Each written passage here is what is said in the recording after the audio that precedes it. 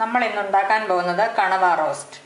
അതിനു വേണ്ട ഇൻഗ്രീഡിയൻസ്: കണവ വൃത്തിയാക്കിയത് 1/2 കിലോ, തക്കാളി അരിഞ്ഞത് 1 ചെറുതായി ഒന്ന് ചതച്ചെടുത്ത ചുവന്നുള്ളി 1/2 കപ്പ്, 1/2 ടീസ്പൂൺ മഞ്ഞൾപ്പൊടി, 1/2 ടീസ്പൂൺ മല്ലിപ്പൊടി, ഓരോ നുള്ളു വീതം കുരുമുളക് പൊടി, ഗരം മസാലപ്പൊടി, പിന്നെ കറിവേപ്പില വേണം, ഉപ്പ്, വെളിച്ചെണ്ണ ആവശ്യത്തിന്. ചതച്ചെടുക്കാനുള്ള ഇൻഗ്രീഡിയൻസ്: ഇഞ്ചി 1 കഷ്ണം, 6-7 അല്ലി വെളുത്തുള്ളി, 2 പച്ചമുളക്, 3-4 വറ്റൽമുളക്, 1/2 ടീസ്പൂൺ വീതം കുരുമുളക്, പെരിഞ്ജീരകം. നമുക്ക് ആദ്യം ഈ ഇൻഗ്രീഡിയൻസ് ഒക്കെ ഒന്ന് ചതച്ചെടുക്കാം. നമ്മളിത് ചതച്ചെടുത്തിട്ടുണ്ട്. ഇനി നമുക്ക് കണവ റോസ്റ്റ് ഉണ്ടാക്കുന്നത് എങ്ങനെയാണെന്ന് നോക്കാം. നമുക്ക് ചട്ടിയിലേക്ക് കുറച്ച് വെളിച്ചെണ്ണ ഒഴിക്കാം. എണ്ണ ചൂടായിട്ടുണ്ട്. നമുക്കിതിലേക്ക് ആദ്യം ചതച്ച് വെച്ചിരിക്കുന്ന മിക്സ് ഇടാം.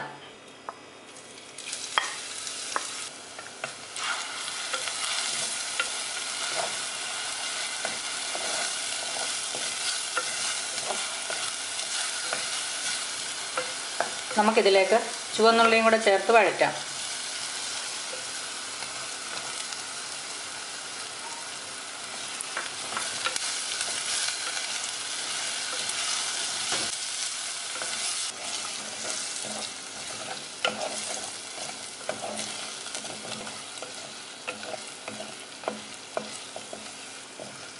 ഇത് വഴന്നിട്ടുണ്ട്.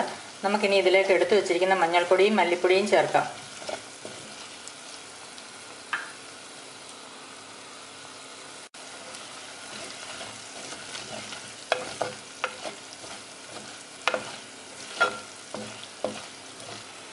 ഇനി നമുക്കിതിലേക്ക് കഴുകി വൃത്തിയാക്കി മുറിച്ച് വെച്ചിരിക്കുന്ന കണവ ചേർക്കാം.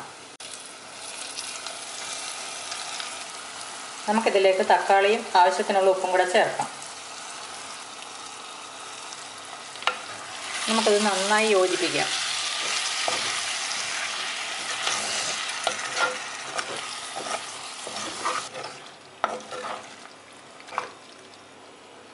നമ്മൾ കണവയും മസാലയും എല്ലാം കൂടെ നന്നായി മിക്സ് ചെയ്തിട്ടുണ്ട്.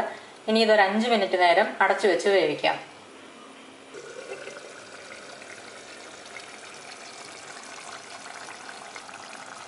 അഞ്ച് മിനിറ്റ് കഴിഞ്ഞിട്ടുണ്ട്. കണവയിൽ നിന്ന് ഇതിൻ്റെ വെള്ളം ഇറങ്ങിയിട്ടുണ്ട്. നമുക്കിനിയും തുറന്ന് വെച്ച് ഇത് വറ്റിച്ചെടുക്കാം.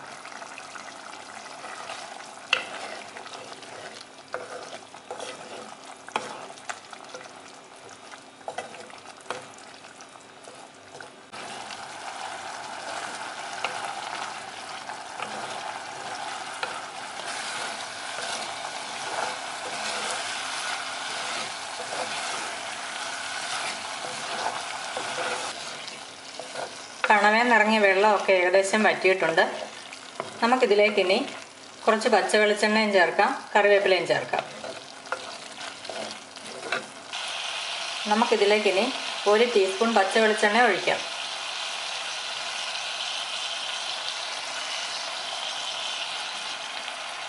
കറിവേപ്പില ചേർക്കാം. നേരത്തെ മാറ്റി വെച്ചിരുന്ന കുരുമുളക് പൊടിയും ഗരം മസാലപ്പൊടിയും കൂടി ചേർക്കാം.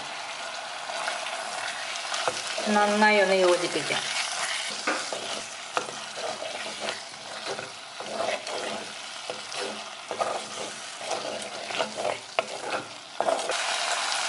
കണവ റോസ്റ്റ് റെഡി ആയിട്ടുണ്ട്.